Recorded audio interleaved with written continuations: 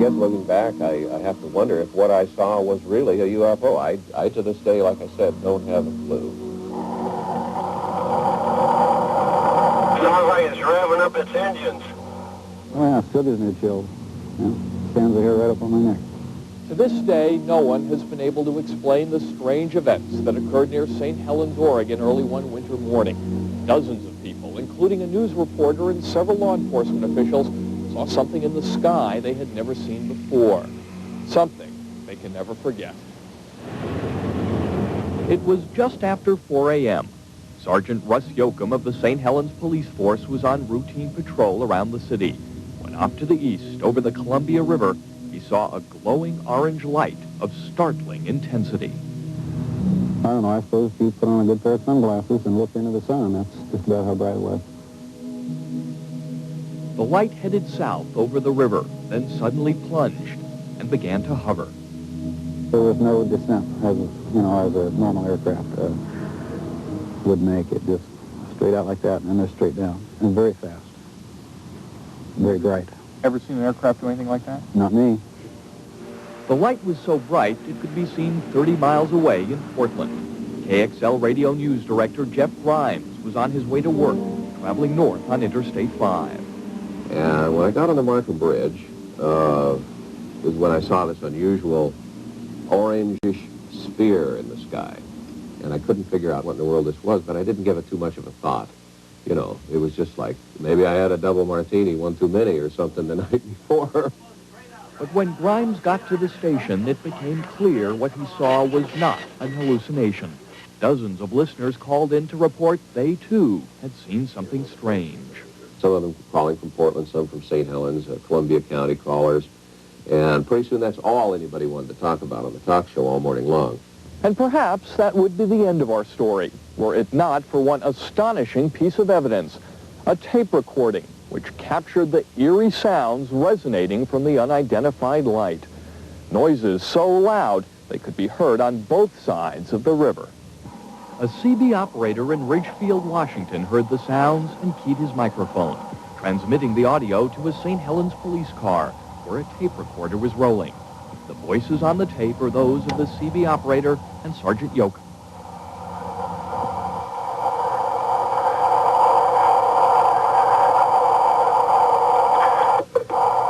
Sounds like to me a power plant diesel motor and a screeching noise in between it there with it. Okay, yeah, we're listening. 4:29 a.m. A few minutes later, the noise suddenly stopped, and the light went dead. I mean, it went out right now. It just disappeared, just there. Okay, copy.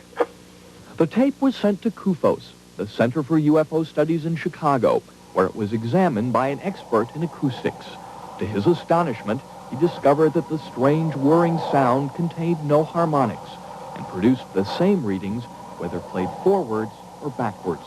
He concluded, I know of no type of aircraft, no type of jet, no type of helicopter that looks anything like the spectrum we saw here.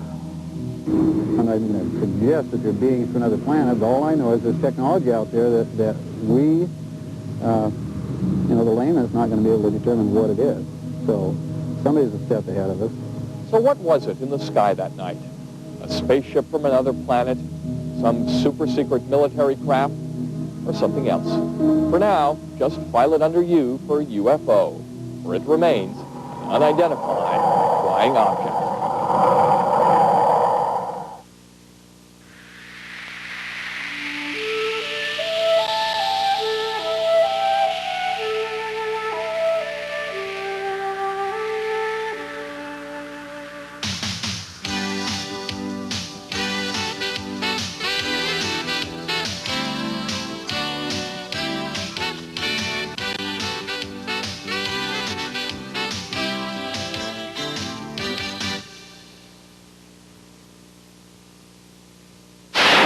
Saluting the 81st Equipment Maintenance Squadron, U-Safe Maintenance Award winners.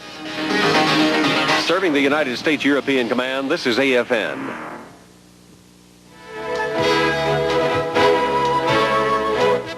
Welcome to the Wednesday Evening Movie, the conclusion of An Inconvenient Woman.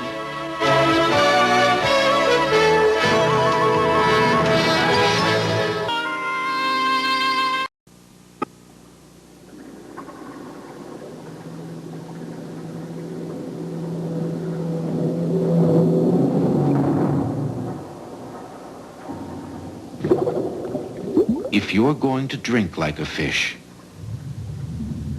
be prepared to sleep with them too.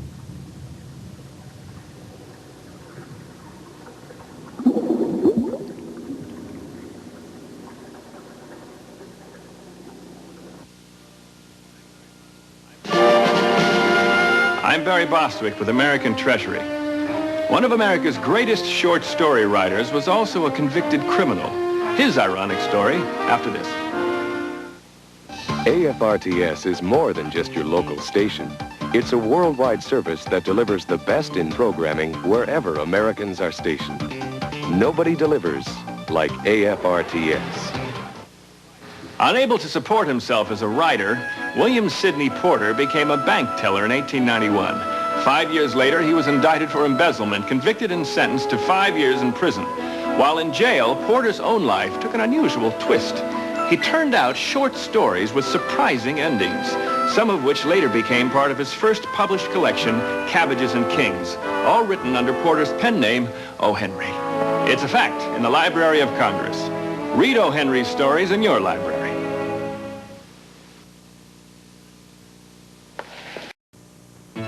In hot weather or cold weather, there are many ways you can cut the cost of energy.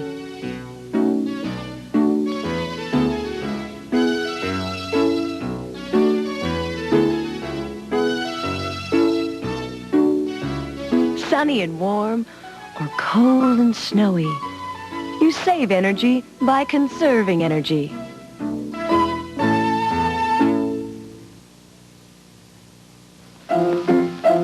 Let's all go to the lobby. Let's all go to the lobby. I love the popcorn at this theater. Well, thank the Indians. Why? Native Americans were the first to make popcorn. They introduced the early settlers to a lot of new food items, and popcorn was one of them. I think the Pilgrims were the first white men to taste it. But the Pilgrims didn't open movie theaters. How did this stuff get into the movie business? Well, during the 1930s, popcorn became known as depression food because it was cheap and relatively nutritious. So, as more people turned to the silver screen to escape the hard times, theater owners began selling popcorn as the perfect movie food. Boy, that it is.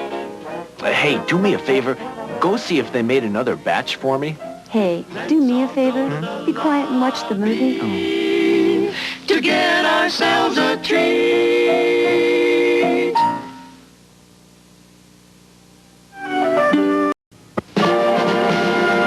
I'm Justine Bateman with American Treasury. Cochise Hardware and Trading Company was on the corner, and in the middle of the block, a livery stable. What happened outside that stable after this? Smoking.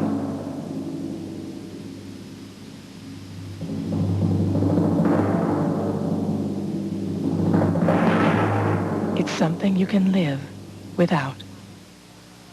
Back in 1881 in Tombstone, Arizona, Wyatt Earp and his brothers battled the Clanton family in one of the most famous gunfights of the Old West. We know exactly where in Tombstone it happened because of a fire insurance map which shows each home and business in Tombstone.